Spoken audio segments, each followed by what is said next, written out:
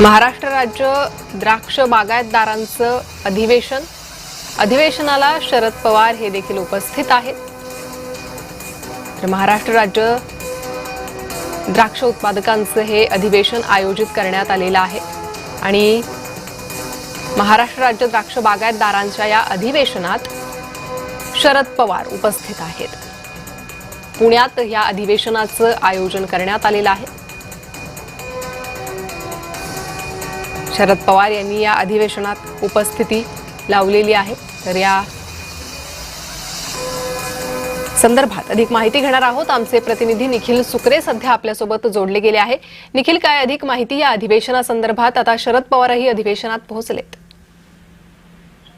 नक्कीच आपल्याला माहित आहे की शरद पवार हे कृषी क्षेत्रामध्ये इंटरेस्टने काम करत असतात। त्यांना कृषी सुधारणांबद्दल विचारणा केली जाते आणि आता 24 ते 26 ऑगस्ट पर्यंत पुण्यामध्ये जे आहे पुणे सोलापूर रोडची हे अधिवेशन पार पडतंय आणि या अधिवेशनाला देशाचे नेते जे आहेत ते बरेच नेते उपस्थित असणार आहेत आणि कृषी मंत्री पद्मविभूषण खासदार शरद पवार यांच्या उपस्थितीमध्ये हे सगळं अधिवेशनाची आज सुरुवात होतीये।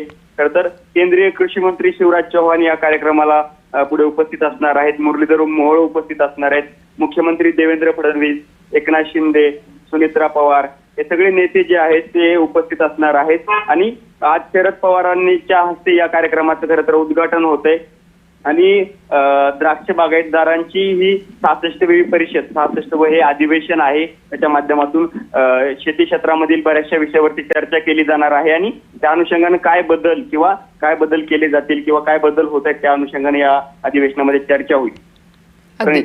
निखिल, साधारण या अधिवेशनाची रूपरेषा काय असणार आहे? या अधिवेशनामध्ये परिसंवादाच्या माध्यमातून असेल किंवा भाषणांच्या माध्यमातून असेल वेगवेगळ्या विषयावरती चर्चा केली जाणार आहे। शेतकरी आणि जे बागायतदार आहेत ते बागायतदार या कार्यक्रमाला उपस्थित असणार आहेत।